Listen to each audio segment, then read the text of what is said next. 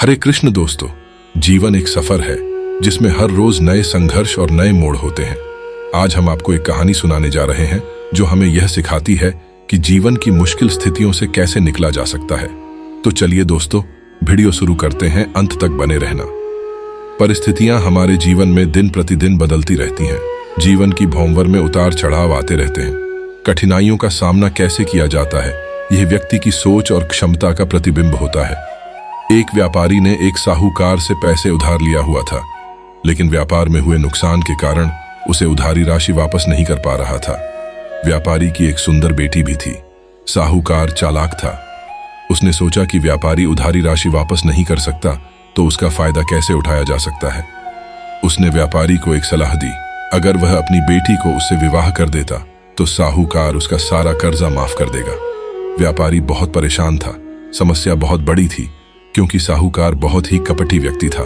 अब उसकी बेटी को एक निर्णय लेना था। पहला विकल्प, साहूकार से विवाह ना करके अपने पिता को कर्ज में दबा रहने देना। दूसरा विकल्प, साहूकार से विवाह कर लेना ताकि उसके पिता स्वतंत्रता से रह सकें। हमारे जीवन में ऐसे समय आते हैं जब हम महसूस करते हैं कि हमें कोई रास्ता नहीं दिखाई दे रहा है और हम बिल्कुल हार चुके हैं। लेकिन कभी कभी समस्याओं का समाधान वहीं होता है जहां हम सोचते भी नहीं। हमें अपने दिमाग को साफ और शांत रखना चाहिए, जैसे पानी को। पानी हर जगह से अपना रास्ता निकाल लेता है, वैसे ही हमें भी अपने जीवन में समस्याओं का सामना करते समय सकारात्मक रहना चाहिए। बेटी ने एक शर्त रखी। साहूकार को एक थैले में 2 गोलियां रखकर, जिनमें से एक सफेद और दूसरी काली हो। उसके बाद बिना आंखें खोले एक गोली निकालकर उसे बोला कि अगर वो काली गोली निकालती है तो वह साहूकार से विवाह कर लेगी, और अगर सफेद गोली निकालती है तो उसके पिता का कर्जा माफ हो जाएगा। बेटी ने गोली निकाली, पर उसने हाथ से छींक दी, जिससे गोली नाली में गिर गई। बोली, माफ करना, मेरी गोली निकलने की गलती हो गई है, लेकिन आपके थैले में अब भी एक गोली शेष है, इसे देखते हैं। व्यापारी ने थैले में हाथ डाला तो देखा काली गोली बची थी। बोला, बेटी, ये बात तो स्पष्ट है कि तुमने सफेद गोली निकाली थी।